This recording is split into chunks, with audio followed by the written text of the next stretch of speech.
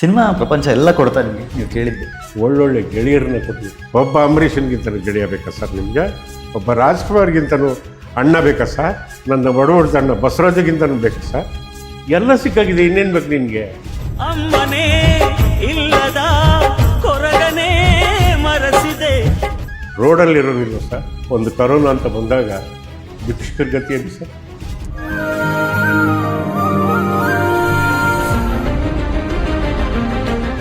ಫಾರಿನಲ್ಲಿ ಮಗನಿಗೆ ಸುಡಬೇಕಾದ್ರೆ ಈ video call ಮಾಡಿ ಅಲ್ಲಿಂದ ತೋರಿಸ್ತಾ ಇದ್ರು ರೀ. ಕನ್ನಡ ಸಂಸ್ಕೃತಿ ಅದಲ್ಲ. ಅವನು ಹಮಾಲಿ ಮಾಡೋನಾದ್ರೂ ಸಹಿತ ಅಪ್ಪನಿಗೆ ಒಂದೊತ್ತಿನ ಗಂಚಿನಾರು ಬಿಟ್ಟು ಸಾಕ್ತಾನೆ. ಬೇಡ ಸಿನಿಮಾ ಅಂತಾನೆ. ಸಾಕು ಅನ್ನೋದೇ ಸಾವು. ಮಾಡಿದ ಪಾಪ ನೀನು ತಪ್ಪಿಸ್ಕೊಳ್ಳೋಕೆ ಸಾಧ್ಯನೇ ಇಲ್ಲ, ಸಾಧ್ಯನೇ ಇಲ್ಲ, ಸಾಧ್ಯನೇ ಇಲ್ಲ. ಚಿನ್ನನೇ. ನೀನು ಕಿರೀಟ ಮಾಡಿ ತಲೆಗಾರ ಹಾಕೋ, ಚಪ್ಪಲಿ ಮಾಡಿ ಕಾಲ್ಗೆ ಹಾಕೋ. ಚಪ್ಪಲಿ ಮಾಡಿ ಕಾಲ್ಗೆ ಹಾಕೊಂಡಿದ್ದ ತಕ್ಷಣ ಚಿನ್ನದ ಬೆಲೆ ಯಾವತ್ತೂ ಕಮ್ಮಿ. ಮಹಮ್ಮದ್ ಅಲಿ ಅಂತ ಅವತ್ತು ಕೈ ಇಡಿಸಿ ಈ ಚಿಂತಿಸಲೇ ಇದ್ರೆ ನಿಮ್ಮ ದೊಡ್ಡಣ್ಣ ಕನ್ನಡದಲ್ಲಿ ನಪಾ. ಮುಂದೆ ಗುರಿ ಇರಬೇಕು, ಹಿಂದೆ ಗುರು ಇರಬೇಕು, ನಂಬಿ ನಡೆದರೆ ಸಾಕು ಸಾರ್ಥಕ. ಸರ್, ಒಂದು ಪಿಕ್ಚರ್ ಮಾಡಲಿಲ್ಲ, ಅಲ್ಲಿ ಬೌನ್ಸರ್ಗಳನ್ನ ಹಾಕೊಂಡು ಹಿಂಗೆ ನೀನು ಬಂದರೆ ಎಲ್ಲೋ ಕ್ಯಾಪ್ಷನ್ ಓದಿದೆ, ಅತಿ ಬೇಗ ಸಾವು ಬೇಗ, ತಿಥಿ ಬೇಗ.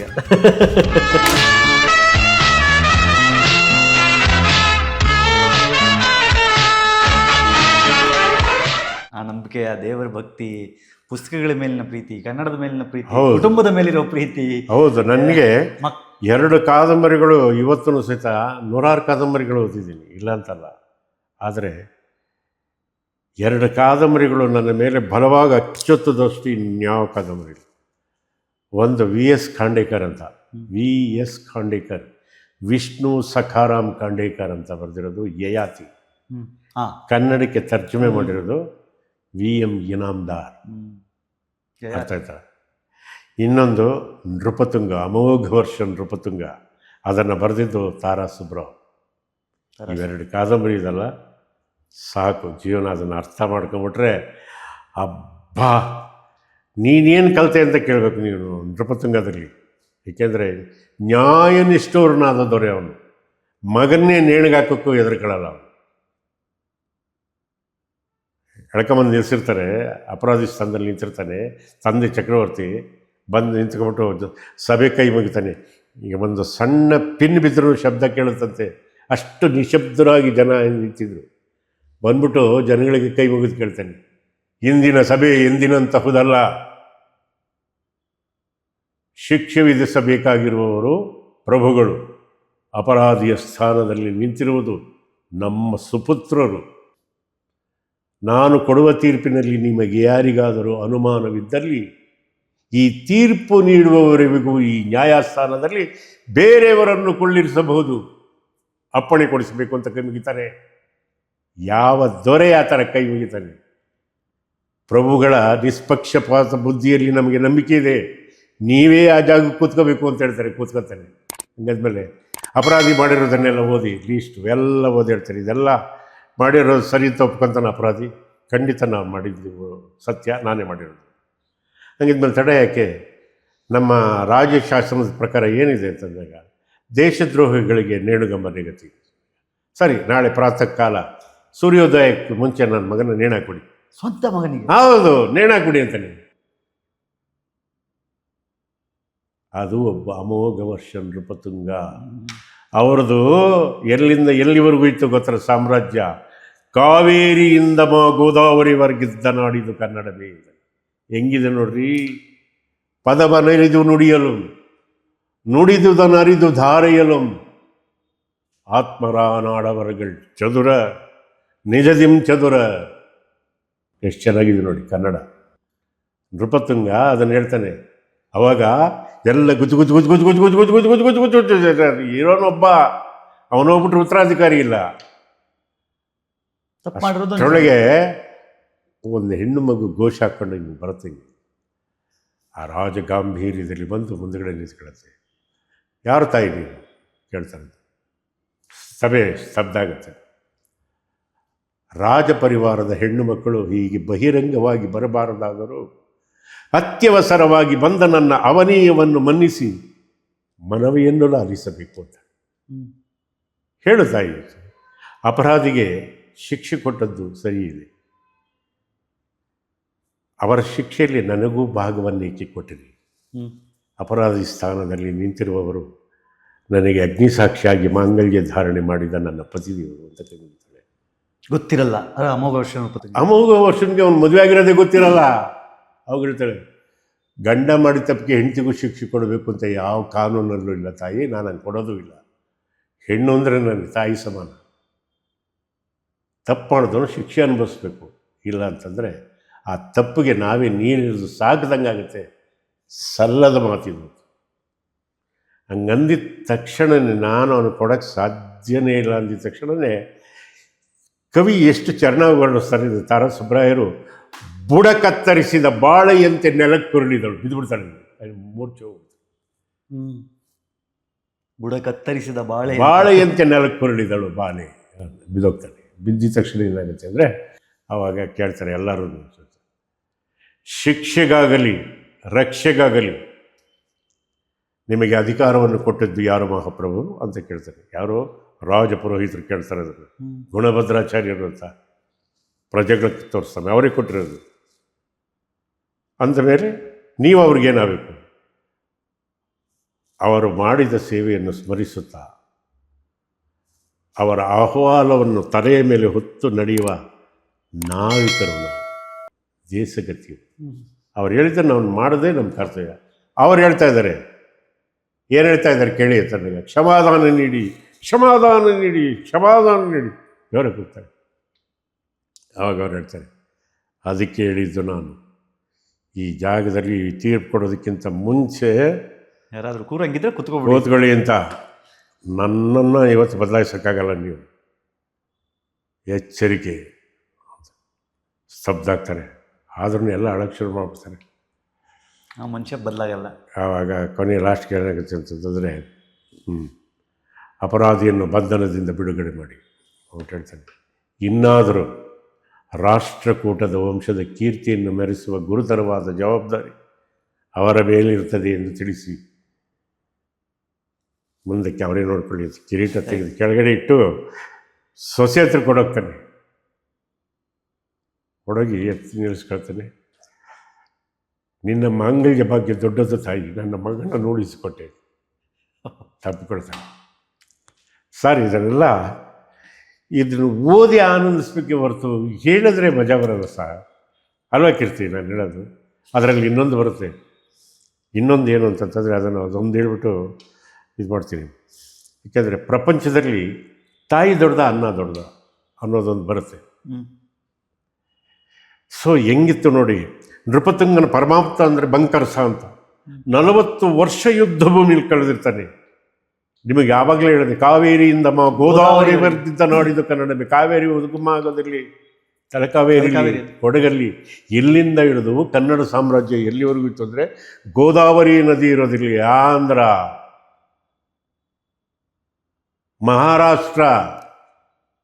ಮಹಾರಾಷ್ಟ್ರದಾಚೆ ಇರೋದು, ತ್ರಯಂಬಕೇಶ್ವರಿ ಇರೋ ಜಾಗ ಗೋವಿನ ಕಿವಿ ಇದ್ದಂಗಿರುತ್ತೆ. ಅಲ್ಲಿವರೆಗೂ ಕರ್ನಾಟಕ ಸಾಮ್ರಾಜ್ಯ, ಕನ್ನಡ ನೆಲ ಹಬ್ಬಿತ್ತು, ಗೊತ್ತಾ?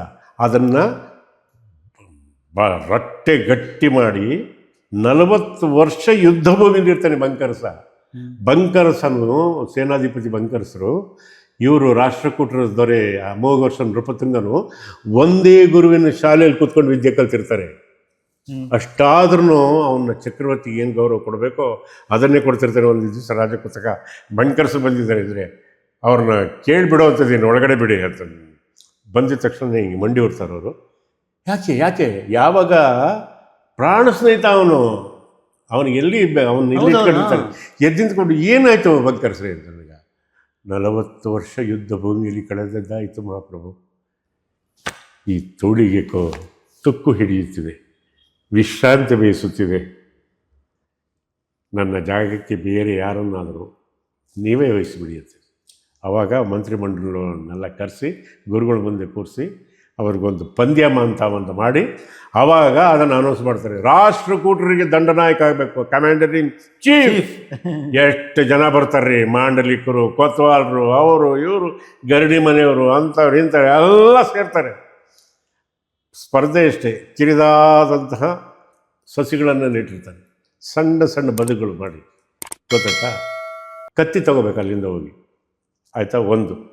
ಎರಡನೇದು ಒಂದು ವೈವ ಅಂದರೆ ಪ್ರಶ್ನೆ ಕೇಳ್ತಾರೆ, ಉತ್ತರ ಕೊಡ್ಬೇಕು. ಹಾಂ, ಎಲ್ಲರೂ ಇದಾಗುತ್ತೆ.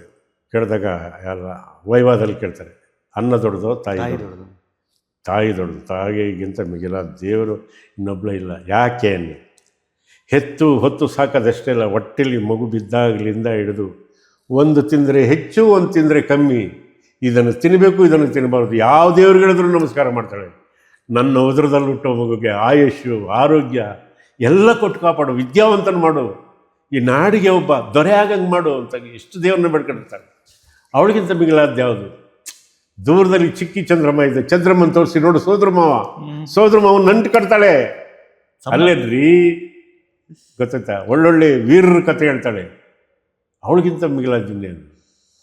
ಎಲ್ಲರೂ ಒಪ್ಕೊತಾರೆ. ಆದರೆ 18 ವರ್ಷದ ಲೋಕಾದಿತ್ಯ ಬಂಕರ್ಸ್ರ ಮಗ ಹೇಳ್ತಾನೆ, ತಾಯಿ ದೊಡ್ಡದು ಅನ್ನೋದಾದರೆ ತಾಯಿ ದೊಡ್ಡವಳಲ್ಲ, ಅನ್ನನೇ ದೊಡ್ಡದು.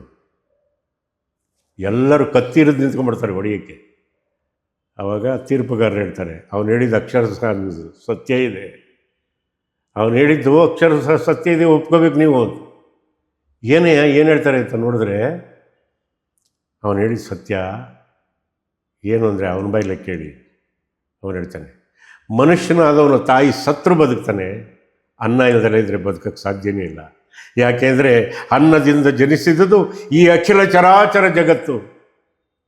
ಈ ಅಖಿಲ ಚರಾಚರ ಜಗತ್ತು ಅಷ್ಟೇ ಅಲ್ಲ, ಕ್ರಿಮಿ ಕೀಟಗಳಿಗೂ ಸಹಿತ ಅನ್ನ ಇಲ್ಲದಲ್ಲಿದ್ದರೆ ಬದುಕಕ್ಕಾಗಲ್ಲ ಅಲ್ವಾ ಸರ್? ಅವಾಗ ಅವನಿಗೆ ಮಹಾದಂಡ ನಾಯಕನ ಪಟ್ಟ ಕಟ್ತಾರೆ. ಇದು ನಿಮಗೆ ಸಿಗೋದು ಒಂದು ಯಾತಿ ಒಳಗೆ, ತಮಾಷೆಗಲ್ಲ. ಅಯ್ಯೋ ಅದ್ಭುತ ಕನ್ನಡದ ಇದಲ್ಲ. ನೀವು ನನ್ನ ಮನೆಗೆ ಬರ್ರಿ ಕೀರ್ತೀವಿ, ಇಲ್ಲಿ ತೆಗೆದು ನೀವು ನಮ್ಮ ಮನೇಲಿ ತೆಗೆದಿದ್ರೆ ಸುಮಾರು 3,000 4,000 ಪುಸ್ತಕಗಳಿದ್ದಾವೆ. ಹೌದಾ? ಹೌದು. ಈಗಲೂ ಓದ್ತೀರಿ? ಏಕೆಂದರೆ ಹೌದು, ಓದಬೇಕು. ಓದೋದ್ರಿಂದ ಜ್ಞಾನಾರ್ಜನೆ ಆಗುತ್ತೆ ಹೊರತು ಮೊಬೈಲಿಂದ ಖಂಡಿತ ಜ್ಞಾನಾರ್ಜನೆ ಆಗಲ್ಲ, ತಮಾಷೆಗಲ್ಲ, ಗೊತ್ತಾಯ್ತಾ? ನಿಮ್ಮ ಸಹೋದ್ಯೋಗಿಗಳಲ್ಲಿ ಯಾರಿಗಿತ್ತು ಅಂದರೆ ವಿಷ್ಣುವರ್ಧನ್ ಸರ್ ಓದ್ತಾ ಇದ್ರು ಅಂತ ಕೇಳಿ? ಹೌದು, ವಿಷ್ಣು ಕೊನೆಗೆ ಆಧ್ಯಾತ್ಮ ಅಂತಂತಂದರೆ ಏನಾದರೂ ಅದ್ರ ಬಗ್ಗೆ ಡಿಸ್ಕಷನ್ ಮಾಡಿದ್ರೆ ಎಷ್ಟು ಕ್ಲೀನಾಗಿ ಮಾತಾಡೋರು ಅಂದರೆ, ಕೆಲವೊಂದಕ್ಕೆ ನನಗೆ ಆಯಪ್ಪ ಗುರು. ಹೌದು, ಒಂದು 40 ಸಿನಿಮಾ ಮಾಡಿದ್ರೆ ಅವ್ರ ಜೊತೆ? ಹಾಂ, 39 ಹೈಯೆಸ್ಟ್ ಅವ್ರ ಜೊತೆ? ಹೈಯೆಸ್ಟ್ ಅವ್ರ ಜೊತೆ? ಅವ್ರ ಜೊತೆ. ಅವರಾದ್ಮೇಲೆ ಅಂಬರೀಷ. ಹಿಂಗೆ ಅವ್ರ ಜೊತೆ ಒಡನಾಟ ನಿಮ್ಮದು? ಅಯ್ಯೋ ಸರ್, ನಾನು ಆ ವಿಷಯದಲ್ಲಿ ಪುಣ್ಯ ಸರ್. ಕನ್ನಡಕ್ಕೆ 4 ಈಗ ಒಂದು ಮದುವೆ ಅಂದರೆ 4 ಚಪ್ರ 4 ಕಂಬಗಳು ಯಾಕೆ ಹಾಕ್ತಾರೆ? ಮನುಷ್ಯನ ಜೀವನಕ್ಕೂ 4 ಕಂಬಗಳು ಭಾಳ ಪಿಲ್ಲರ್. ನನಗೆ ಸಿನಿಮಾ ಲ್ಯಾಂಡಿಗೆ 4 ಪಿಲ್ಲರ್ಗಳು ಅಂತಂದರೆ, ಒಂದು ಡಾಕ್ಟರ್ ರಾಜ್ಕುಮಾರ್, ಇನ್ನೊಂದು ವಿಷ್ಣುವರ್ಧನ್, ಇನ್ನೊಂದು ಅಂಬರೀಷ, ಇನ್ನೊಂದು ಶಂಕರ್ ನಾಗ್. ಇವ್ರು 4 ಅದ್ರ ಮೇಲೆ ಸೌದ ಕಟ್ಕೊಂಡು ಚೆನ್ನಾಗಿದ್ದೀವಿ ಸರ್. ಅವ್ರ ನೆರಳಲ್ಲಿ, ಅವ್ರು ಬಿಟ್ಟೋಗಿದ್ದ ಜಾಗದಲ್ಲಿ ಇನ್ನೂ ಸೇವ್ ಮಾಡ್ಕೊಂಡಿದ್ದೀವಿ ಅಂದರೆ ನಮ್ಮಂಥ ಪುಣ್ಯವಂತರು ಎಲ್ಲಿದ್ದಾರೆ ಸರ್? ಅಲ್ವಾ? ಮನುಷ್ಯನಾದವನಿಗೂ ಅಷ್ಟೇ 4 ಕಂಬ ಭಾಳ ಮುಖ್ಯ ಬದುಕಿಗೆ. ಪ್ರತಿಯೊಬ್ಬರು ತಿಳ್ಕೋಬೇಕು. ಯಾವುದು ಅಂದರೆ ಮಾತಾ, ಪಿತಾ, ಗುರು, ದೈವ. ಬಾ 4 ಪಿಲ್ಲರು. ತಾಯಿ ಮೊದಲು ಗುರು, ಅರ್ಥ ಆಯ್ತಾ? ತಂದೆ ಯಾವ ಸ್ವಾರ್ಥನಿಲ್ದಂಗೆ ನಿಸ್ವಾರ್ಥದಿಂದ ಅವನು ಬರೀ ಕಾಲ ನಡೆದ್ರು ನಿನಗೆ ಚಪ್ಪಲಿ ತಂದು ಕೊಡ್ತಾನೆ. ಅವನು ನಿನ್ನ ನೆಗಲ ಮೇಲೆ ಕೂರಿಸ್ಕೊಂಡು ರಾಜ ಮಹಾರಾಜನ ತೋರಿಸ್ತಾನೆ, ದೇವಸ್ಥಾನ ತೋರಿಸ್ತಾನೆ, ಗೊತ್ತಾಯ್ತಾ ನಿಮಗೆ? ಒಂದು ಉತ್ಸವ ತೋರಿಸ್ತಾನೆ, ಒಂದು ದೇವರು ತೋರಿಸ್ತಾನೆ, ಹೆಗಲ ಮೇಲೆ ಹೊತ್ಕೊಂಡು. ಹೌದು. 3ನೇದೇ ಗುರು, ಅರಿವಿನ ಗುರು, ಗೊತ್ತಾಯ್ತಾ? ಅವನೇ ನಿನ್ನನ್ನು ತಿದ್ದನು. ಇವತ್ತೇನಾದರೂ ನಮ್ಮ ಕನ್ನಡ ಎಷ್ಟು ಶುದ್ಧವಾಗಿದೆ ಅಂದರೆ ಅದಕ್ಕೆ ನಮ್ಮ ಕನ್ನಡ ಶಾಲೆಯಲ್ಲಿ ನಮ್ಮ ಕೈಲಿ ನಮ್ಮ ಬರೆಸ್ತಾ ಇದ್ರು. ಮೊಹಮ್ಮದ್ ಅಲಿ ಅಂತ, ಮೊಹಮ್ಮದ್ ಅಲಿ ನನಗೆ ನಮ್ಮ ಅಣ್ಣನಿಗೆ ಗುರುಗಳವರು, ಗೊತ್ತಾಯ್ತಾ? ಎಲ್ಲಿ ಸಿಕ್ಕಿದ್ರು ನಾವು ನಮಸ್ಕಾರ ಮಾಡ್ತಿದ್ವಿ. ಗುರುಗಳನ್ನ ತೀರ್ಸೋಕ್ಕಾಗದೇ ಇಲ್ಲ. ಅವತ್ತು ಕೈ ಇಡಿಸಿ ಈ ತಿದ್ದಿಸಲೇ ಇದ್ದರೆ ನಿಮ್ಮ ದೊಡ್ಡಣ್ಣ ಕನ್ನಡದಲ್ಲಿ ನಪ ಸೋತು ಸುಣ್ಣಾಗಬೇಕಾಗಿತ್ತು. ಏನಾದರೂ ಓದಬೇಕು ಅನ್ನೋದು ಬಂದಿದ್ದರೆ ಆ ಪುಣ್ಯಾತ್ಮನ ಕಡೆಯಿಂದ. ಹೌದು, ನಮ್ಮ ಮೇಲೆ ಪ್ರಭಾವ ಬೀರಿದ ಎಲ್ಲ ಮಾಸ್ಟ್ರುಗಳು ಇದ್ದಾರೆ. ಅವ್ರು ಯಾವ್ಯಾವ ಜೊತೆಗೆ ಗೊತ್ತಿಲ್ಲ ನಮಗೆ. ಒಂದು 3 ಜನದ ಬಿಟ್ಟರೆ ಪ್ರತಿ ಮಹಾಲಯ ಅಮಾವಾಸ್ಯೆಯಲ್ಲಿ ನಾನು ಲಿಂಗಾಯತ ಶಿವದಾರ ತೆಗೆದು ಜನವಾರ ಹಾಕ್ಕೊಂಡು ಪಿಂಡ ಬಿಡ್ತೀನಿ. ನೀವು ಬಿಡ್ತೀರೋ, ನೀವು ನಂಬ್ತಿರೋ ಬಿಡ್ತೀರೋ. ಗುರುಗಿನ್ನೇನು ಕೊಡೋಕ್ಕೆ ಸಾಧ್ಯ? ದೇವ ಮುಂದಿನ ಜನ್ಮ ಅನ್ನೋದಿದ್ರೆ ಇಂಥವೇ ಜ್ಞಾನವಂತರು ಗುರುಗಳನ್ನು ಮಾಡಪ್ಪ ನಮಗೆ ಅಂತ ಕೈ ಮುಗಿತೀವಿ. ಅಷ್ಟೇ ಜೀವನ. ಮತ್ತೊಂದು ದೈವ. ಹೌದು, ಕೊನೆಯದೇ ದೈವ. ನೀನು ಏನೇ ಕಷ್ಟ ಇರಲಿ, ನಿಮ್ಮ ಮನೆ ದೇವರು ಒಂದು ಸಣ್ಣ ಕುಗ್ರಾಮದಲ್ಲಿರಲಿ, ಒಂದು ಕಾಡಲ್ಲಿರಲಿ, ನೀನು ಅಲ್ಲಿಗೆ ಹೋಗಬೇಕು. ವರ್ಷಕ್ಕೊಂದ್ಸತಿ ಸೇವೆ ಮಾಡಲೇಬೇಕು. ಅದನ್ನು ಮಾಡಿದ್ರೆ ನಿನಗೆ ಸೋಲಿಲ್ಲದ ಸರ್ದಾರಾಗಿ ಬದುಕ್ತೀನಿ. ಇದನ್ನು ನಾವು ಅನುಭವಿಸಿದ ಜೀವನದಲ್ಲಿ. ಹೌದು, ಫಸ್ಟು ನಾವು ನಮ್ಮದು ಸೂಗೂರು ವೀರಭದ್ರ ನಮ್ಮ ಮನೆ ದೇವರು. ದೇವ ಸೂಗೂರು ಅಂತ, ರಾಯಚೂರು ಹತ್ರ ದೇವ ಸೂಗೂರು ಅಂತ 2 ಸೂಗೂರು ಇದೆ. ಒಂದು ಲಿಂಗ ಸೂಗೂರು, ಇನ್ನೊಂದು ದೇವ ಸೂಗೂರಲ್ಲಿರೋ ವೀರಭದ್ರನ ಸೂಗೂರಪ್ಪ ಅಂತ ಕರೀತಾರೆ. ಅರ್ಥ ಆಯ್ತು ನಿಮಗೆ? ಸೂಗುರೇಶ ಅಂತ ಕರೀತಾರೆ. ನಮ್ಮ ತಂದೆ ಹೆಸರು ಸೂಗೂರಪ್ಪ ಅಂದರೆ ಮನೆ ದೇವರ ಹೆಸರು. ಅದಕ್ಕೆ ನನಗೆ ಮನೆ ದೇವರ ಹೆಸರು ಆಯಿತು, ನಮ್ಮ ಅಪ್ಪನ ಹೆಸರು ಆಯಿತು ಅಂತ ಹೇಳ್ಬಿಟ್ಟು ನನ್ನ ಮಗನಿಗೆ ಸೂಗುರೇಶ ಅಂತಲೇ ಹೆಸರಿಟ್ಟಿದ್ದೀನಿ. ಹೌದಾ? ಹೌದು, ನನ್ನ ಮಗನ ಹೆಸರು ಸೂಗುರೇಶ. ನಿಮಗೆ ಇಟ್ಟಿದ್ದು ನಿಮ್ಮ ತಾತನ ಹೆಸರಲ್ವಾ? ದೊಡ್ಡಪ್ಪ. ಹೌದು, ನನಗೆ ಅವ್ರ ತಂದೆ, ನಮ್ಮ ತಂದೆ ಕಡ್ಲೆ ದೊಡ್ಡಪ್ಪ ಅಂತ.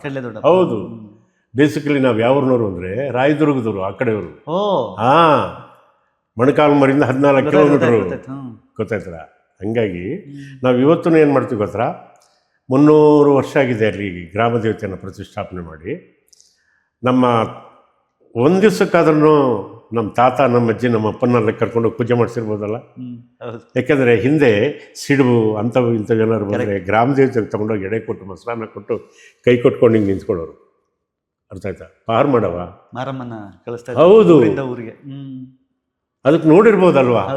ಅದಕ್ಕೆ ನಾವೆಲ್ಲ ಗಾಡಿಗಳು ಮಾಡ್ಕೊಂಡು ಹೋಗಿ ಅಲ್ಲಿ ನಿಂತ್ಕೊಂಡು ಸೀರೆ ಕೊಟ್ಟು ಮಡ್ಲಕ್ಕಿ ಹಾಕಿ. ಸೂಗೂರಪ್ಪನೇ. ಹಾಂ, ಮಗನ ಹೆಸರು ಸೂಗುರೇಶ, ತಂದೆ ಹೆಸರು ಸೂಗುರಪ್ಪ. ಹೌದು, ಇಷ್ಟೇ ಜೀವನ. ಶರಣರು ಹೇಳೋದು ಅಷ್ಟೇ, ನೀ ಅರಿತು ಬಾಳಿದೆಯೋ 6 ಪಟ್ಟ. ಒಂದು ಪಟ್ಟಕ್ಕೆ 5 ವರ್ಷ, 6 ಅಂದರೆ ಗೊತ್ತ. 30 ವರ್ಷ ಸುಖವಾಗಿರ್ತೀವಿ ಕಾಲ ಮೇಲೆ ಕಾಲಕೊಂಡು. ಅರಿತು ಬಾಳು, ಮರೆತು ಬಾಳಿದರೆ ನೀ 3 ಪಟ್ಟ ಅಂತಂತಾರೆ. ಹೌದು, ಮರೆತು ಬಾಳ್ಬಿಟ್ಟಿವ ನೀನು.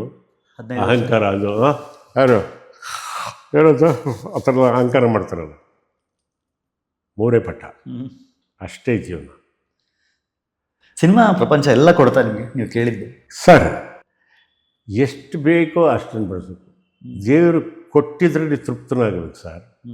ದೇವರು ಏನು ಕೊಡ್ತಾನೋ ಸರ್. ನನಗಾದರೂ ಒಂದು ಮನೆ, ವಾಸಕ್ಕೆ ಮನೆ ಕೊಟ್ಟಿದ್ದಾನೆ, ಓಡಾಡೋಕ್ಕೆ ಒಂದು ವೆಹಿಕಲ್ ಕೊಟ್ಟಿದ್ದಾನೆ, ಊಟ ಮಾಡೋದಕ್ಕೆ ಹೊಟ್ಟೆ ತುಂಬ ಇದು ಕೊಟ್ಟಿದ್ದಾನೆ, ಓದೋಕ್ಕೆ ಪುಸ್ತಕ ಕೊಟ್ಟಿದ್ದಾನೆ, ಒಳ್ಳೊಳ್ಳೆ ಗೆಳೆಯರನ್ನ ಕೊಟ್ಟಿದ್ದಾನೆ. ಇಂಥ ಪುಣ್ಯಾತ್ಮನಿಗಿಂತನೂ ಗೆಳೆಯ ಬೇಕಾ ಸರ್ ನಿಮಗೆ? ಒಬ್ಬ ಅಂಬರೀಷನ್ಗಿಂತನೂ ಗೆಳೆಯ ಬೇಕಾ ಸರ್ ನಿಮಗೆ? ಒಬ್ಬ ರಾಜ್ಕುಮಾರ್ಗಿಂತನೂ ಅಣ್ಣ ಬೇಕಾ ಸರ್? ನನ್ನ ಬಡವಡ್ದ ಅಣ್ಣ ಬಸವರಾಜಗಿಂತನೂ ಬೇಕಾ ಸರ್? ಎಲ್ಲ ಸಿಕ್ಕಾಗಿದೆ, ಇನ್ನೇನು ಬೇಕು ನಿನಗೆ ಅಲ್ವಾ? ಒಳ್ಳೆ ಮಕ್ಕಳು, ಒಳ್ಳೆ ಎಳಿದಿರು, ಒಳ್ಳೆ ಮೊಮ್ಮಕ್ಕಳು ಅಲ್ವಾ ಸರ್? ರೋಡಲ್ಲಿರೋನಿಲ್ವ ಸರ್? ಒಂದು ಕರೋನಾ ಅಂತ ಬಂದಾಗ ಭಿಕ್ಷುಕರ ಗತಿ ಏನು ಸರ್? ಎಲ್ಲದು ಬಾಗಿಲಾಕಿ ಸಮಕಾಲೀನರೇ ಸಾಕಷ್ಟು ದಿನ ತತ್ತರಿಸಿ ಹೋಗ್ಬಿಟ್ರಲ್ಲ ಸರ್. ಅವತ್ತು ದೇವರು ನಮ್ಗೆ ಚೆನ್ನಾಗಿಟ್ಟಿದ್ದ. ಇದೇ ಅಂಬರೀಷ್ ಕಟ್ಟಿರೋ ಕಲಾವಿದರ ಸಂಘದಿಂದ 3,500-4,000 ಬ್ಯಾಗ್ಗಳನ್ನು ವಿತರಣೆ ಮಾಡಿದ್ವಿ. ನಿಜ. ಇನ್ನು ಇದಕ್ಕಿಂತ ಇನ್ನೇನು ಬೇಕು ಸರ್? ನಮಗೆ ಇನ್ನೇನು ಬೇಡ ಸರ್. ನೆಮ್ಮದಿ ಕೊಟ್ಟಿದ್ದಾನೆ, ಆರೋಗ್ಯ ಕೊಟ್ಟಿದ್ದಾನೆ. ಏಕೆಂದರೆ ಎಲ್ಲ ಇದ್ದು ದೇವರು ಯಾವ್ದಾದ್ರು ಒಂದು ಪೀಸ್ ಕಿತ್ತಾಕ್ಬಿಡ್ತಾನೆ ಸರ್. ನಿಮ್ಗೆ ಗೊತ್ತಿಲ್ಲ, ಅಹಂಕಾರ ಮಾಡಿದ್ರೆ ಪೀಸ್ ಕಿತ್ತಾಕ್ಬಿಡ್ತಾನೆ. ಭೀಮನಿಗೆ ಅಹಂಕಾರನ ಭೀಮಗರ್ವ ಬಂದರೆ ಬರುತ್ತೆ. ನಾನು ಎಲ್ಲಿ ಭಾಷಣಕ್ಕೆ ಹೋದರೂ ಅದನ್ನು ಹೇಳ್ತೀನಿ. ಆಂಜನೇಯ ದೇವ್ರನ್ನ ಕಳಿಸ್ತಾನೆ, ಕೃಷ್ಣ ಹೋಗಯ್ಯ, ನಿನ್ನ ತಮ್ಮನಿಗೆ ದುರಹಂಕಾರ ಜಾಸ್ತಿ ಆಯಿತು, ಅದನ್ನು ಹೋಗಿ ನೀನು ಮಟ್ಟ ಹಾಕಿ ಬರ್ಬೇಕು, ನೀನು ಹೋಗು, ನಿನ್ನ ಬಿಟ್ಟರೆ ಯಾರಿಲ್ಲ, ಧರ್ಮಜನ ಮಾತು ಕೇಳಲ್ಲ, ನಿನ್ನ ಮಿಕ್ಕೋನು ಅರ್ಜುನ ಅವನ ತಮ್ಮ, ಗೊತ್ತಾ? ನಕಲ ದೇವರು ಲೆಕ್ಕಕ್ಕಿಲ್ಲ. ನಾನು ಹೇಳಿದ್ರೆ ಅವನು ನಂಬಲ್ಲ, ಕೇಳಲ್ಲ, ನೀನು ಹೋಗು ಅಂತ ಕಳಿಸ. ಆವಾಗ ಅಂಜಲಿಗೆ ಬದ್ದನೋಗಿ ನಿಂತ್ಕೊಂಡು ಬಾಲ ಬಿಡ್ತಾನೆ. ಇವನು ಹೋಗ್ಬೇಕು, ಏ ಮುದಿ ಕಪಿ ಬಾಲ ಮುದ್ರಕೊಳೆ, ನಾನು ಯಾರಪ್ಪ ನೀನು? ನನ್ನ ಹೆಸರು ದ್ವಿತೀಯ ಪಾಂಡವ, ಅಂದರೆ ಭೀಮಸೇನ, ಮಲ್ಲರ ಮಲ್ಲ, ಜಗದೇಕ ಮಲ್ಲ. ತಿರುಗಿ ನೋಡ್ತಾರೆ, ಓಹೋ ಏನೇ ಆ ಬೆಟ್ಟ ಇದ್ದಂಗೆ ಇದೆಯಲ್ಲೋ ತಂದೆ ನೀನು, ನಿನ್ನಂಥ ಅಪ್ರತಿಮ ವೀರ ಏನೋ ಬಿಲ್ಲ ಕಣೆಯ. ನಿನ್ನ ತಾಯಿ ಕುಂತಿದ್ದೀವಿ ಹಾಲು ಕೊಡ್ಬೇಕಾದ್ರೆ ಚಿಮ್ಮಿ ಒಂದು ಸತಿ ಬಂಡೆ ಮೇಲೆ ಬಿದ್ದೋದಂತೆ. ನೀನು ಬಂಡೆ ಮೇಲೆ ಬಿದ್ದಾದಾಗ ನನ್ನ ಮಗನಿಗೆ ಏನಾಯಿತು ಅಂತ ಹೇಳ್ಬಿಟ್ಟು ಅವಳು ಎರಡು ಬಾಚಿ ಎದೆಗೆ ಬಿಟ್ಕೊಂಡ್ರೆ ನೀನು ಕಿಲ ಕಿಲ ಅಂತ ನಗ್ತಿದ್ದಂತೆ. ಆದರೆ ಬಂಡೆ ಪುಡಿ ಪುಡಿ ಆಗೋದಂತೆ. ಅಂಥವನ ಕಡೆಯಲ್ಲಿ ನಿನ್ನ ಮುಂದೆ ಇನ್ನೊಬ್ಬರು ಗಂಡಸರು ಇಲ್ಲಪ್ಪ. ನಾನು ಈ ಯುಗದವನಲ್ಲ, ಹೋದ ಯುಗದವನು. ದಯವಿಟ್ಟು ಅದನ್ನು ಪಕ್ಕಕ್ಕೆ ಸರ್ಸೋಗಪ್ಪ. ಹಿಂಗೆ ಅಂಜಲಿ ಬದ್ಧನ ಕೇಳ್ತಾರೆ. ಛೀ ಬದುಕಪ್ಪಿ, ಇಷ್ಟು ಅಂಜಲಿ ಬದ್ಧನ ಕೇಳಿದಾಗ ನಾನು ಅದನ್ನು ಪಕ್ಕಕ್ಕೆ ಸರಿಸ್ತೀನಿ ಬಿಡೋ. ಅದು ದುರಾಂಕಾರದಲ್ಲಿ ಎಡಗೈಯಿಂದ ಗದೆ ತಳ್ತಾನೆ. ಭೂಮಿ ತೂಕದ ಗದೆ ತಳ್ತಾನೆ, ಮಿಸ್ಕಡಲ್ಲ. ಮುಷ್ಟಿ ಕಟ್ತರ್ತಾನೆ, ಎರಡು ಕೈಲಿ ತಳ್ತಾನೆ, ಆಗಲ್ಲ. ಕೊನೆ ಲಾಟಿಗೆ ಓಹೋ ಯಾವುದು ಸರಿಯಾದ್ದೇ ಇದು ಅಂತ ಕೆಳಗಡೆ ಹಾಕಿ ವೀರ್ಗಾಸೆ ಹಾಕ್ಕೊಂಡು ಎತ್ತ ಪ್ರಯತ್ನ ಬರ್ತಾನೆ. 1 ಇಂಚ್ ಎತ್ತಕ್ಕಾಗಲ್ಲ. ಗೊತ್ತಾಗೋಗುತ್ತೆ ಬಂದಿರೋ ಯಾವನು ಮಹಾನ್ ಶಕ್ತಿ. ನೀನಾರು ಏಕಿಂತು ಎನ್ನ ಪರೀಕ್ಷಿಸುತ್ತಿರುವೆ. ನೀ ಗರುಡನು, ಗಂಧರ್ವನು, ಕಿನ್ನರನು, ಕಿಂಪುರುಷನು, ಸಿದ್ಧನೋ, ಸಾಧುಡನು ನೀನಾರು.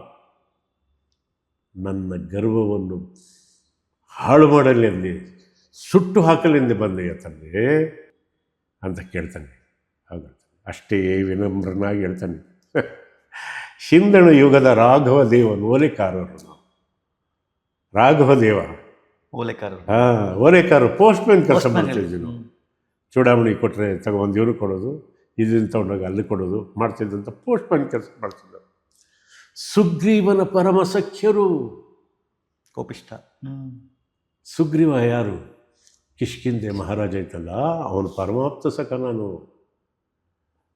ಪವನನಿಂದ ಅಂಜನೆಗೆ ಜನಿಸಿದೆವು ಅಂತ. ನನ್ನ ತಂದೆ ವಾಯುದೇವ, ತಾಯಿ ಅಂಜನಾದೇವಿ, ಅವರ ಉದರದಲ್ಲಿ ಅವನ ಗರ್ಭಾಂಬದಿಯಿಂದ ನಾನು ಜನಿಸಿದೆ. ಅವನ ಅಣುವಿನಿಂದ ನಾನು ಜನಿಸಿದೆ. ನಾವು ಮೂಢ ಮೂಢ ನಿಮ್ಮೊಡ ಹುಟ್ಟಿದವರು. ಹೆಂಗಿದೆ ನೋಡ್ರಿ. ಸಂಭಾವಿಸಿತು ಪ್ರೀತಿ, ಅಣ್ಣನ ಪಾದನ ಕಣ್ಣೀರಲ್ಲಿ ತೊಳಿತಾನಂತೆ. ತಪ್ಪಾಯ್ತಣ್ಣ. ಅವಾಗ ಅಷ್ಟೇ ವಿನಮ್ರನಾಗಿ ಹಂಗೆ ತಗೊಂಡು ತೊಡೆ ಮೇಲೆ ಇಟ್ಕೊಂಡು ಹೇಳ್ತಾನಂತೆ, ಅಹಂಕಾರ ಪಟ್ಟರೆ ದೇವ್ರು ನೋಡೋಕ್ಕಾಗುತ್ತೇನೋ ಅವಿವೇಕಿ. ಅಹಂಕಾರ ಪಡಬೇಡ, ಅದು ನಮಗೆ ಪಾಠ. ಅದಕ್ಕೆ ಯಾವುದೇ ಕನ್ನಡ ಶಾಲೆ ಆಗಿರ್ಬೋದು, ಯಾವುದೇ ಸ್ಕೂಲ್ ಆಗಿರ್ಬೋದು, ಇವನ್ನೆಲ್ಲ ನಮ್ಮ ಪಾಠ್ಯ ಪುಸ್ತಕಗಳಲ್ಲಿ ಇರಬೇಕು. ಜಾಕ್ ಎಂಜಿಲಿಯಂಟ್ ಹಬ್ಬದಲ್ಲಿ ಇಟ್ಟಿದ ತಕ್ಷಣವೇ ನಿಮ್ಮ ಮಕ್ಕಳು ಅಪ್ಪನ್ನ ಬೇವರ್ಸಿ ಮಾಡಿಬಿಟ್ಟು ತೊಗೊಂಡೋಗಿ ಯಾವುದೋ ಊರಲ್ಲಿ ಮದುವೆ ಆಗಿ, ಗೊತ್ತೈತೆ ಅಪ್ಪನಿಗೆ, ಸರ್ ನಾನು ನೋಡಿರೋ ದೃಶ್ಯಗಳು ನೀವು ನೋಡಿದ್ರೆ ಕೀರ್ತಿ ನೀವು ನಗ್ತಿರ ಕಣ್ರಿ. ಫಾರಿನಲ್ಲಿದ್ದ ಮಗನಿಗೆ ಸುಡಬೇಕಾದ್ರೆ ಈ ಇದನ್ನು ವಿಡಿಯೋ ಕಾಲ್ ಮಾಡಿ ಅಲ್ಲಿಂದ ತೋರಿಸ್ತಾ ಇದ್ರಿ. ಇದು ನಿನ್ನ ಕಾನ್ವೆಂಟ್ ಸಂಸ್ಕೃತಿ, ಕನ್ನಡ ಸಂಸ್ಕೃತಿ ಅದಲ್ಲ. ಅವನು ಹಮಾಲಿ ಮಾಡೋನಾದ್ರೂ ಸಹಿತ ಆ ಅಪ್ಪನಿಗೆ ಒಂದೊತ್ತಿನ ಗಂಜಿನಾರು ಬಿಡಿಸಾಕ್ತಾನೆ. ಹೌದಲ್ಲ, ಸತ್ಯ ಮಾಡಿ. ಇಷ್ಟೇ ಜೀವನ. ಅದನ್ನೇ ಶರಣರು ಹೇಳೋದು. ಶರಣರ ಜಾತಿ ಇರಲಿಲ್ಲ, ಗೊತ್ತಾ? ಒಂದು ದೊಡ್ಡ ಸಮುದಾಯ ಅದು. ನಿಮ್ಗೆ ಹೆಂಗೆ ಹೇಳೋದು? ಬಸವಣ್ಣವರು ಒಂದು ಒಳ್ಳೆ ಮಾತಾಡ್ತಾರೆ. ವ್ಯಾಸ ಬೋಯಿತಿಯ ಮಗ, ಮಾರ್ಕಂಡಯ್ಯ ಮಾತಂಗಿಯ ಮಗ, ಮಂಡೋದರಿ ಕಪ್ಪೆಯ ಮಗಳು, ಶಿವಶರಣ ರಾವಣನ ತಾಯಿ ಕೈಕಸಿ ರಾಕ್ಷಸ ಕುಲದಾಕಿ, ಕೌಂಡಿನ್ಯ ಕಮ್ಮಾರ, ಭೂಮಿಸುತೆ ಸೀತೆ, ಅವನ ತಂದೆ ಜನಕ ಮಹಾರಾಜ ಒಕ್ಕಲಿಗ, ಸಾಕ್ಷಾತ್ ಅಗಸ್ತ್ಯ ಕಬ್ಬಿಲ. ಕುಲವನ ಅರಸದಿರಿಂಬು, ಕುಲವನ ಅರಸದಿರಿ, ಕುಲವನ ಅರಸಿ ಅರಸಿ ಅರಸಿ ಮುನ್ನೀನಾದಿರಿಂಬು ಅಂತಾನೆ ಬಸವಣ್ಣ. ಅಲ್ವಾ ಸರ್? ಕುಲ ಯಾಕೋ ಎಣಿಸ್ತೀರಾ? ನಮ್ಮಮ್ಮ ಹೇಳ್ಕೊಟ್ಟಿದ್ದು ಅದನ್ನು. ನಮ್ಮಮ್ಮ ಅನಕ್ಷರ ಕುಕ್ಷಿ, ಸೈನ್ ಮಾಡೋದಕ್ಕೆ ಬಂದುಬಿಟ್ರೆ ಬೇರೆ ಬರ್ತಿರ್ಲಿಲ್ಲ. ಕುಲ ಎಣಿಸ್ಬೇಡ್ರಿ ಮಕ್ಕಳ, ಕುಳವಾಡಿ ಚಿಕ್ಕಪ್ಪ ಆಗ್ತಾನೆ. ಹೌದು, ಮಾನವ ಕುಲ ಒಂದೇ ಕಣು ಮಕ್ಕಳ, ಅಣ್ತಮ್ಮಂದು ಥರ ಬದುಕಿ. ಈ ಭೂಮಿ ಯಾರಪ್ಪಂದೋ ಇಲ್ಲ, ಒಂದು ದಿವಸ ಹೋಗಲೇಬೇಕು. ಸಂತೆ ದಾರಿ ಹಿಂದೆ ಮುಂದೆ, ಕೆಲವ್ರು ಮುಂದೋಗ್ತಾರೆ, ಕೆಲವ್ರು ಹಿಂದೋಗ್ತಾರೆ. ಬಟ್ ಇಳಿಲೇಬೇಕು ಟ್ರೈನಿಂದ.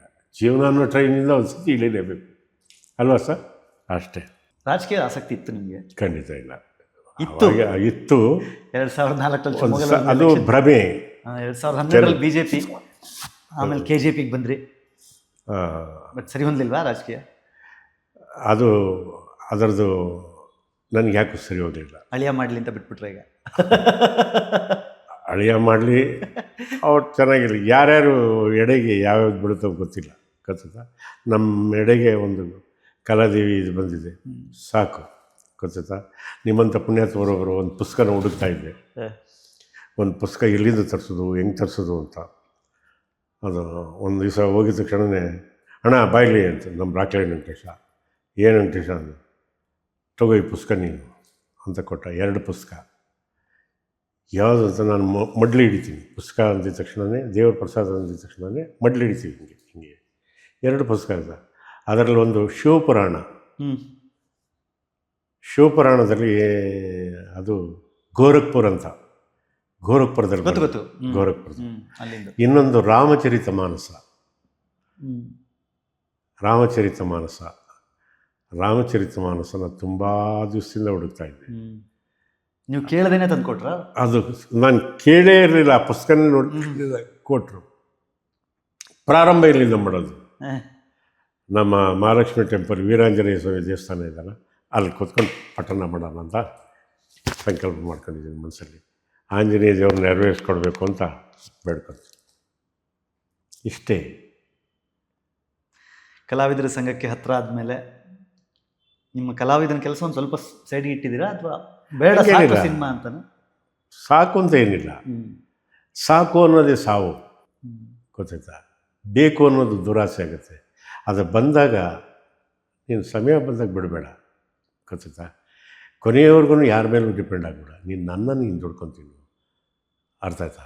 ಅಷ್ಟೇ ಜೀವನ. ನಮ್ಮ ಗಾಡಿ ಇಂಧನ ನಾವೇ ಹಾಕಿಸ್ಕೋಬೇಕು ಅಷ್ಟೇ. ಅದಕ್ಕೋಸ್ಕರ ಚಿತ್ರರಂಗ ಅವತ್ತಿಗೆ ತುಂಬ ಬದಲಾಗಿದೆ ಅನ್ಸುತ್ತೆ. ಸಿಕ್ಕಾಪಟ್ಟೆ ಬದಲಾಗಿದೆ. ಒಳ್ಳೆ ರೀತಿಲ್ಲ ಸರಿ, ಹೆಂಗೆ ಹೇಳೋದು ಒಳ್ಳೇದಿತ್ತು? ಕೈ ಹುಣ್ಣಿಗೆ ಕನ್ನಡಿಬೇಕಂತ. ಕೀರ್ತಿ ನನಗಿಂತ ಚಿಕ್ಕವನಾದ್ರೂ ನಿನಗೆ ಎಲ್ಲ ವಿಷಯ ಗೊತ್ತಿದೆ, ಅರಿವಿದೆ. ನೀನು ನೋಡಿದ್ಯಾ ಒಳ್ಳೆಯದು ಕೆಟ್ಟದ್ದು. ರಾಜ್ಕುಮಾರ್ ಕಾಲನೂ ನೋಡಿದ್ಯಾ, ಇವತ್ತಿನ ಕಾಲನೂ ನೋಡ್ತಾ ಇದೆಯಾ. ನೀವೇ ವಿಶ್ಲೇಷಣೆ ಮಾಡಿ. ಅವತ್ತಿನ ಕಾಲದಲ್ಲಿ ಅಣ್ಣ ಅವ್ರ ಪಿಕ್ಚರು ಅಂತಂತಂದರೆ, ವಿಷ್ಣು ಅವ್ರ ಪಿಕ್ಚರು ಅಂದರೆ ಪ್ರತಿಯೊಬ್ಬರು ಮನೆ ಮಂದಿ ಎಲ್ಲ ಕೂತ್ಕೊಂಡು ನೋಡ್ತಾ ಇದ್ರು ಪಿಕ್ಚರ್ನ. ಕರೆಕ್ಟಾ? ಹೌದು. ಇವತ್ತು ನೀವು ನೋಡೋಂಗೆ ಇದೆಯಾ? 5 ನಿಮಿಷ 30 ಸೆಕೆಂಡ್ ರೀಲ್ ನೋಡೋಕ್ಕೆ ಟೈಮ್ ಇಲ್ಲ. ಅಲ್ಲ, 3 ಗಂಟೆ ಸಿನಿಮಾ. ಅದೇ ನಾನು ಹೇಳಿಲ್ವಾ, ಮನುಷ್ಯ ಆ ಲೆವೆಲ್ಗೆ ಹೋಗ್ಬಿಟ್ಟಿದ್ದಾನೆ. ಅತಿ ವೇಗ ಒಳ್ಳೆಯದಲ್ಲ ಅಂತ ಎಲ್ಲೋ ಕ್ಯಾಪ್ಷನ್ ಓದಿದೆ. ಅತಿ ವೇಗ ಸಾವು ಬೇಗ, ಅತಿ ಬೇಗ. ಇನ್ನು ಮುಗಿಸೋಕೆ ಮುಂಚೆ ನಿಮ್ಮ ಊರಿನ ನಿಮ್ಮ ಆಪ್ತತೆಗೆ ಹತ್ತಿರ ಆಗೋಗೆ ನಿಮಗೆ ಸಾಧನಾ ಥಿಯೇಟ್ರ್ ಗೊತ್ತಿರುತ್ತೆ? ಹಾಂ, ಶಂಕರಣಿ ಥಿಯೇಟ್ರ್. ಆ ಥಿಯೇಟ್ರ್ ಮುಚ್ಚಿ ಹೋಗ್ತಾ ಇದೆ. ಹಾಂ, ಆ ಥಿಯೇಟ್ರ್ ಸುತ್ತ ನಿಮ್ದು ಏನಾದರೂ ಒಂದಿಷ್ಟು? ಆ ಥಿಯೇಟ್ರ್ ಓಪನ್ ಆದಾಗ ಕರುಣಿ ಕುಟುಂಬದ ಕಣ್ಣು ಅಂತ ಮೊದಲನೇ ಪಿಕ್ಚರ್ ಹಾಕಿದ್ರು. ಮೊದಲನೇ ಪಿಕ್ಚರು ಹೋಗಿ ಗಾಂಧಿ ಕ್ಲಾಸಲ್ಲಿ ಕೂತ್ಕೊಂಡು ನೋಡಿದಂಥ ಕೀರ್ತಿ ನನ್ನ. ಕರುಣಿ ಕುಟುಂಬದ ಕಣ್ಣು ಗೊತ್ತಾ? ಅಣ್ಣವ್ರ ಪಾತ್ರ ಮಾಡಿದ್ದಾರೆ ಅದರಲ್ಲಿ. ಅಣ್ಣಯ್ಯನೇ ಹೀರೋ, ಡಾಕ್ಟರ್ ರಾಜ್ಕುಮಾರ್ ಅವರು. ನಾವು ಯಾವತ್ತೂ ಅಂದ್ಕೊಂಡಿರಲಿಲ್ಲ ಇಂಥ ಮಹಾನುಭಾವನ ಜೊತೆ ಒಂದು ದಿವಸ ನಾನು ಪಾಠ ಮಾಡ್ತೀನಿ. ಬಯಸದೇ ಬಂದ ಭಾಗ್ಯ ಅವೆಲ್ಲ. ಅದಕ್ಕೇ ಬದುಕಿರೋ ಅಷ್ಟು ದಿವಸ ಒಳ್ಳೆಯದನ್ನು ಮಾಡಬೇಕು. ಆವಾಗ ಸತ್ಸಂಗ ಸಿಗುತ್ತೆ. ಅರ್ಥ ಆಯ್ತಾ? ನಿಮಗೆ ಷಡ್ರಸೋಪೇತವಾದ ಭೋಜನಗಳು ಸಿಗ್ತವೆ. ಒಳ್ಳೆ ಜ್ಞಾನಿ ಫ್ರೆಂಡ್ಸ್ ಸಿಗ್ತಾರೆ ನಿಮಗೆ, ಒಳ್ಳೆ ಗೆಳೆಯರು ಸಿಗ್ತಾರೆ, ಒಳ್ಳೆ ಹೆಂಡತಿ ಸಿಗ್ತಾಳೆ. ಹೌದಲ್ವ ಸರ್? ಕೆಲವ್ರು ಏನಾಗ್ತಾರೆ ಅಂದರೆ ಅವರವ್ರೇ ಬ್ಯಾರಿಕೇಡ್ ಹಾಕೊಂತಾರೆ. ಬೇರೆ ಯಾರು ನುಗ್ಗಕ್ಕೆ ಇಲ್ಲ. ಕೊನೆಗೆ ಅವ್ನು ಬ್ಯಾರಿಕೇಡ್ ಹಾಕೊಂಡು ಅವನು ಅಲ್ಲಿ ಯಾಕೆ ಹೋಗೋದು, ಬೇರೆ ಕಡೆ ಏನಾದರೂ ಹೋಗೋಣ ಅಂತ ಎಲ್ಲ ಹೋದ್ಮೇಲೆ ತೆಗೆದುಬಿಟ್ಟು ಅವ್ನು ಎಲ್ಲರನ್ನೂ ತಪ್ಕೊಳಕ್ಕೆ ಹೋಗ್ತಾನೆ. ಅವ್ನು ಗುಚ್ಚಿಡ್ದೈತಪ್ಪ, ಅವ್ನು ಚೆನ್ನಾಗಿದ್ದಾಗ ಯಾರನ್ನೂ ತಪ್ಕೊಳ್ಳಿಲ್ಲ, ಈಗ ಎಲ್ಲರನ್ನೂ ತಪ್ಕೊಳಕ್ಕೆ ಬರ್ತಾನೆ. ಇದನ್ನು ನಾನು ಇಂಡಸ್ಟ್ರಿಯಲ್ಲಿ ನೋಡಿದ್ದೀನಿ. ಹೌದು ಸರ್? ಹೌದಲ್ಲ? ಹೆಂಗೆ? ಹೌದು, ಹಂಗೆ ಇದೀವಿ, ನೆಮ್ಮದಿಯಾಗಿದ್ದೀವಿ, ಚೆನ್ನಾಗಿದ್ವಿ. ಗೊತ್ತಾಯ್ತಾ ಸರ್? ಒಂದು ಪಿಕ್ಚರ್ ಮಾಡಲಿಲ್ಲ, ಅಲ್ಲಿ ಬೌನ್ಸರ್ಗಳನ್ನ ಹಾಕ್ಕೊಂಡು ಹಿಂಗೆ ಹಿಂಗೆ ಹಿಂಗೆ ಹಿಂಗೆ ನೀನು ಬಂದರೆ, ಹೌದೇ ಇಂಡಸ್ಟ್ರಿಗೆ ಏನೇ ಮಾಡಿದೆ ನೀನು? ಯಾವುದು ನೀನು ಹೇಳೋಂಥ ಬಟ್ ವಾ ಏನು ಚೆನ್ನಾಗಿ ಮಾಡಿದ್ದಾನಪ್ಪ ಅಂತ ಯಾರು ಕ್ಲಾಪ್ಸ್ತಾರೆ? ನೀನು ಈಗಲೇ ನೀನು ಬೌನ್ಸರ್ ಹಾಕೊಂಬಿಟ್ಟಿದ ತಕ್ಷಣ ನೀನು ದೊಡ್ಡ ನಟ ಆಗೋಗ್ತೀಯ? ಇವತ್ತಂಗಾಗಿದೆ. ನೋಡ್ಬಿಟ್ಟಿದ್ದೀನಿ ಕಣ್ರಿ, ನೋಡಿದ್ವಿ ನಾವು, ಯಾಕೆ ಮಾತಾಡೋದು ಅಷ್ಟೇ. ಒಟ್ಟು ಸಾಧನಾ ಚಿತ್ರಮಂದಿರದ ಸಿನಿಮಾ ನೋಡಿದ್ರಿ? ನೋಡಿದ್ದೀನಿ ನಾನು. ಅದು ಕಾಬೂಲಿವಾಲ. ಹ್ಞೂ. ಕಾಬೂಲಿವಾಲ ರವೀಂದ್ರನಾಥ್ ಟ್ಯಾಗೋರ್ ಅವ್ರದ್ದು ಕಾದಂಬರಿ ಅದು, ಕಾಬೂಲಿವಾಲ. ಏಕೆಂದರೆ ಹೋಗ್ಬೇಕಾದ್ರೆ ಕಾಬೂಲಿವಾಲ ಅವ್ರ ಮನೇಲಿ ಇಳಿದು ಒಂದು ರಾತ್ರಿ ತಂಗಿದ್ದು ಹೋಗ್ತಾ ಇರ್ತಾನೆ. ನೆಕ್ಸ್ಟ್ ಟೈಮ್ ಬರೋ ಅಷ್ಟೊತ್ತಿಗೆ ಏನಾಗುತ್ತೆ, ಸಿನಿಮಾ ಮುಗಿಯೋ ಟೈಮಲ್ಲಿ ಅದೇ ಕಾಬೂಲಿವಾಲ ಬರ್ತಾನೆ. ಬಂದರೆ ಆ ಮಗು ಮದುವಣಗಿತಿಯಾಗಿರ್ತಾಳೆ. ಕಾಬೂಲಿವಾಲ ನಮ್ಮ ಮನೆಗೆ ಬರ್ತಾ ಇದ್ನಲ್ಲ ನೀನು 5ನೇ ವಯಸ್ಸಲ್ಲಿ, ಅವಳಿಗೆ ಜ್ಞಾಪಿಸ್ಕೊಳ್ಳೋಕ್ಕೆ ಆಗಲ್ಲ, ನೆನಪಾಗಲ್ಲ ಅವಳಿಗೆ. ಹಾಂ, ಆ ಕಥೆಯ ಬಾಲರಾಜ್ ಸಾಹನಿ ಮಾಡಿದ್ದಾರೆ ಆ ಪಾತ್ರ. ಕರುಳು ಕುಯ್ದೋಗೋವಂಥ ಪಾತ್ರ ನಾವು ಅಲ್ಲೇ ನೋಡಿದ್ದು, ಗೊತ್ತಾಯ್ತಾ? ನಮ್ಮೂರಿನ ಸರ್ವಶ್ರೇಷ್ಠ ಕಲಾವಿದರುಗಳೆಲ್ಲ ಅರಸೀಕೆರೆಯವರು ಅಂತ ಹೇಳ್ಕೊಳಕ್ಕೆ ಇಷ್ಟಪಡ್ತೀವಿ. ಇವತ್ತು ಅರಸೀಕೆರೆ ಮತ್ತೊಬ್ಬ ಹುಡುಗ ಕನ್ನಡ ಇಂಡಸ್ಟ್ರಿಯಲ್ಲಿ ಭಾಳ ದೊಡ್ಡದಾಗಿ ನಿಲ್ಲಿಸ್ತಾ ಇದ್ದಾರೆ, ಧನಂಜಯ. ಹಾಂ, ಕಾಳೆನಳ್ಳಿ ನೋಡ್ರಿ. ಬಿ ವಿಠಲಾಚಾರ್ಯ ನಮ್ಮ ಅರಸೀಕೆರೆಯವರು. ಬಿ ವಿಠಲಾಚಾರ್ಯ ದರ್ಶಕ ಬ್ರಹ್ಮ. ಆಮೇಲೆ ಡಿ ಶಂಕರ್ ಸಿಂಗ್, ನಮ್ಮ ಎಸ್ ವಿ ರಾಜೇಂದ್ರ ಸಿಂಗ್ ಬಾಬು ಅವರ, ಹೌದು, ಅವ್ರ ಫಾದರು, ಗೊತ್ತಾಯ್ತಾ? ಆಮೇಲೆ ವಿಶ್ವನಾಥ್ ಶೆಟ್ಟರು, ಜಗಜ್ಯೋತಿ ಬಸವೇಶ್ವರ ತೆಗೆದ್ರಲ್ಲ, ಅವರು ಅರಸೀಕೆರೆಯವರು, ಡೈರೆಕ್ಟ್ರು. ಹಾಂ, ಪ್ರೊಡ್ಯೂಸರ್. ಹಾಂ, T N Balakrishna, Arasikere. T N Balakrishna Arasikere, ಅರ್ಥ ಆಯ್ತರ?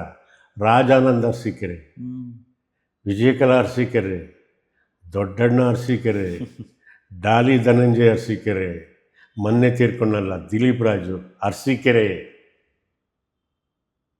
ಆಮೇಲೆ ರಾಷ್ಟ್ರ ಪ್ರಶಸ್ತಿ ವಿಜೇತ,